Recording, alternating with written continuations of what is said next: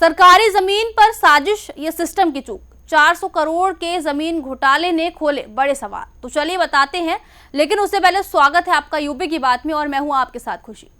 उत्तर प्रदेश के कानपुर देहात से एक बड़े जमीन घोटाले का मामला सामने आया है, जिसने प्रशासनिक तंत्र से लेकर बैंकिंग सिस्टम तक पर गंभीर सवाल खड़े कर दिए हैं।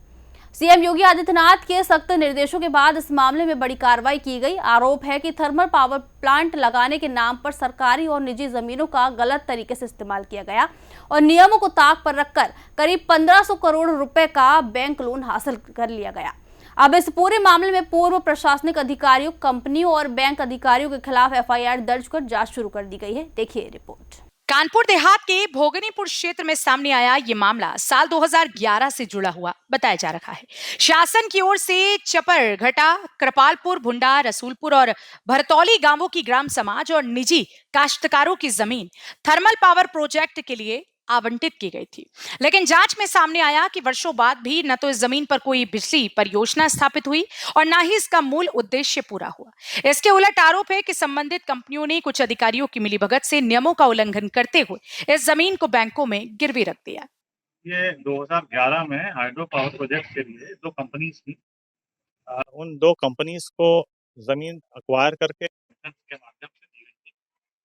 इस उद्देश्य से दी गई थी कि 3 साल के अंदर वो जो है हाइड्रो पावर प्रोजेक्ट संचालित करें। 2011 का ये मामला है। 2011 से लेके अब 2026 तक वहाँ पर इस तरह का कोई कार्रवाई वहाँ नहीं है।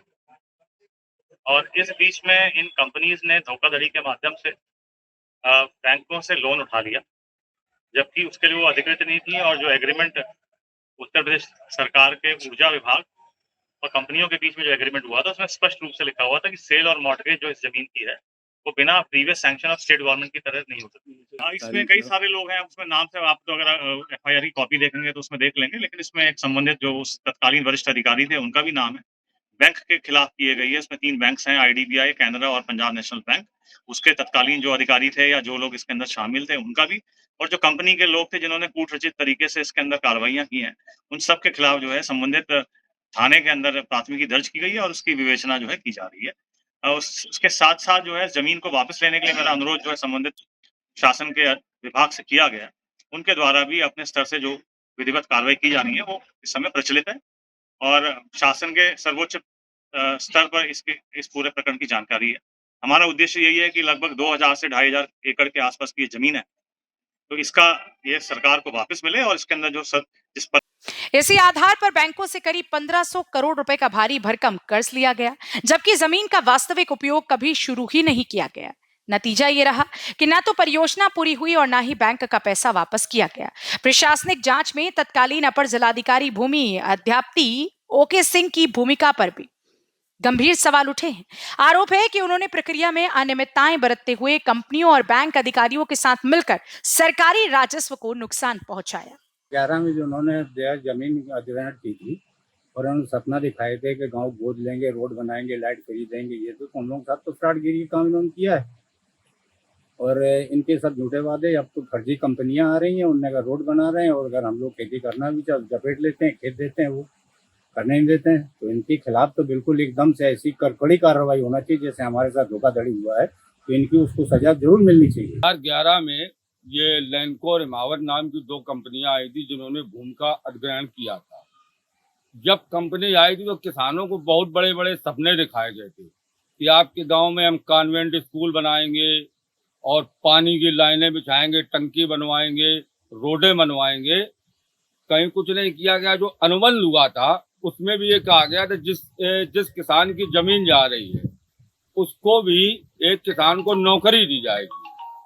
और जब से किसान उसमें खेती करता था भूख मर रहा है, और जब से आस लगाए बैठा कि यहाँ पे प्लांट लगे, अगर प्लांट नहीं लगता है तो ऐसा सुना हम किसानों ने कि सरकार का कोई ऐसा नियम है जो जमीन जिस प्रोजेक्ट के लिए अधिग्रहित की जाती है अगर उसमें वो नहीं लगता है तो मेरी सरकार से, माननीय योगी जी से मेरा नम्र निवेदन है कि वो जमीन किसानों को पुनः वापस लौटाई जाए। जब बैंकों द्वारा इस जमीन की नीलामी की प्रक्रिया शुरू की गई, तब मौजूदा जिलाधिकारी कपिल सिंह ने हस्तक्षेप करते हुए नीलामी पर रोक लगाई और जमीन को फिर से सरकारी रिकॉर्ड में दर्ज कराया।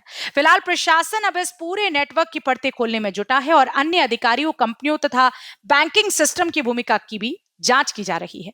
बताया जा रहा है कि वर्तमान सर्किल रेट के हिसाब से इस जमीन की कीमत 300 करोड़ रुपए से ज्यादा है, जबकि बाजार मूल्य इससे कहीं अधिक आंका जा रहा है।